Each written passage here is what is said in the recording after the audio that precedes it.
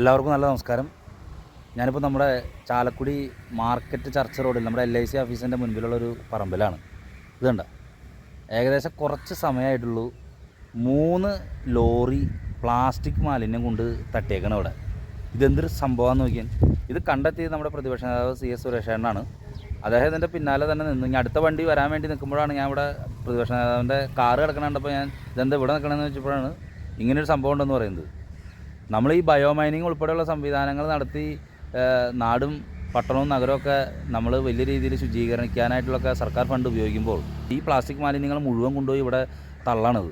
എന്തോരം സ്ഥലങ്ങളിലുകൊണ്ട് ഈ മാലിന്യം തള്ളണ്ടെന്നറിയോ? ഞാനിതിലൊരു ഇത് പറഞ്ഞുതരാം. പണ്ട് ഇവിടെ വലിയൊരു മാലിന്യം തള്ളലുണ്ടായിട്ട് വലിയ ഷോ വർക്ക് കാണിച്ചു. സത്യം പറഞ്ഞു കഴിഞ്ഞാൽ അതിൻ്റെ പിന്നാലെ നടന്ന സംഭവങ്ങൾ എന്താണെന്ന് കൂടി ഒന്ന് അന്വേഷിക്കണം. ശരിക്കും പറഞ്ഞു കഴിഞ്ഞാൽ ഇത് ചാലക്കുടി എന്ന് പറയുന്ന മാലിന്യം കൊണ്ട് തള്ളാനായിട്ടുള്ള ഒരു സ്ഥലമായിട്ട് മാറ്റിയിരിക്കുകയാണ്. ഇത് ഇപ്പോഴും കൊണ്ട് മാലിന്യം ഇവിടെ തള്ളിയിട്ടുണ്ട്.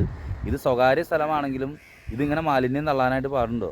പ്രതിപക്ഷ നേതാവ് നമ്മളോടൊപ്പം ഉണ്ട്, സുരേഷേട്ടൻ. നമുക്ക് അദ്ദേഹത്തോട് ചോദിച്ചറിയാം ഇതെന്താണ് സംഭവം, ഈ വക കാര്യങ്ങളിലൊക്കെയുള്ള ഇവിടുത്തെ ഭരണസമിതി അംഗങ്ങളുടെയൊക്കെയുള്ള നിലപാട് എന്താണെന്നുള്ളതും ചോദിച്ചറിയാം. എത്ര ഭീകരമായ രീതിയിലാണ് പ്ലാസ്റ്റിക് മാലിന്യം കൊണ്ടടിച്ചിരിക്കുന്നത്. എന്താണ് ഈ സംഭവം? ഇത് ചെണ്ട പാടല്ല, ഇതുമായി ബന്ധപ്പെട്ട് എന്താണ് പറയാനുള്ളത്? ഇതെൻ്റെ വാർഡും കൂടിയാണ്. ഇത് ഒരു പ്രൈവറ്റ് ഭൂമിയും കൂടിയാണ്. ചാലക്കുടി LICയുടെ നേരെ മുൻവശമാണ്. പട്ടപ്പകല് ഉച്ചയ്ക്ക് 2 മണിക്ക് ശേഷമാണ് 3-4 ലോഡ് ഇതുമാതിരി പ്ലാസ്റ്റിക് മാത്രമായിട്ട് കൊണ്ടടിച്ചത്. ഞാൻ സ്റ്റാൻഡിംഗ് കമ്മിറ്റി ചെയർമാനെ വിളിച്ചു. ഞാൻ 1 മണിക്കൂറോളം ഇപ്പോൾ കാത്തിക്കണേ അടുത്ത ലോഡ് വരുമെന്ന് ചോദിച്ചിട്ട്. എങ്ങനെയോ വന്നിട്ടില്ല, ഇതുവരെയായിട്ടും വന്നിട്ടില്ല. ഞാൻ സ്റ്റാൻഡിംഗ് കമ്മിറ്റി ചെയർമാനെ വിളിച്ചു. അദ്ദേഹം വരാമെന്ന് പറഞ്ഞു. 1 മണിക്കൂറായിട്ട് എത്തിയിട്ടുമില്ല.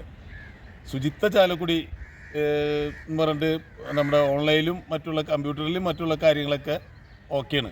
അല്ലെങ്കിൽ പത്രമാധ്യമങ്ങളിൽ ശുചിത്വ ചാലക്കുടിയാണ്.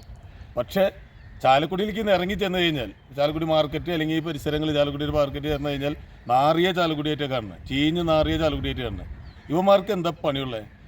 ഞാൻ തന്നെ നിരവധി തവണ ഇവിടെ ഇട്ട് മുൻ ഹൈടെക് ചെയർമാനായിരുന്നപ്പോൾ ഞാൻ കാവലിരുന്ന് ഇവിടെ വേസ്റ്റ് ഇട്ട ഒരു വണ്ടി അടക്കം പിടിച്ച് വണ്ടിയുടെ ഫോട്ടോ സഹിതം കൊടുത്തിരുന്നു.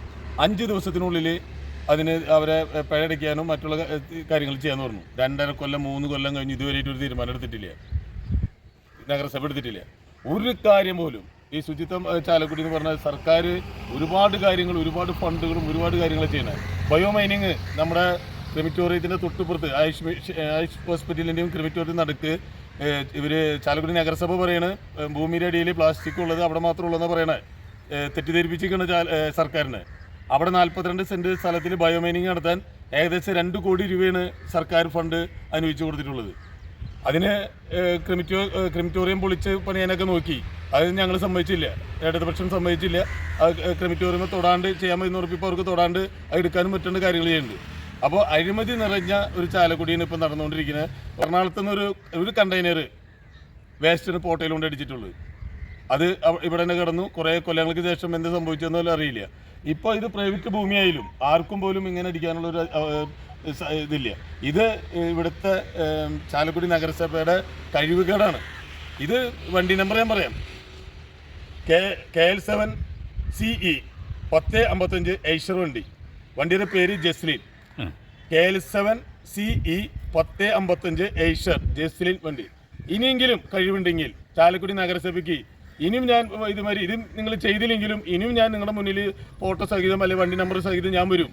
നിങ്ങൾക്ക് ഇനിയെങ്കിലും കഴിവുണ്ടെങ്കിൽ, ഇനി ആകാൻ 5-8 മാസമുള്ളൂ, ഒരെണ്ണെങ്കിലും പിടിച്ച് അത് ഫൈൻ കൊടുക്കുക.